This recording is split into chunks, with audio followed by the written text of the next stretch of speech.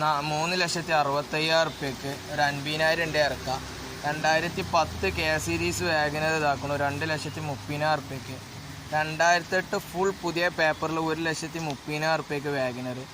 Full ലോണിൽ ഇതാക്കണു redi-GO 2016 2,10,000 റുപ്യ.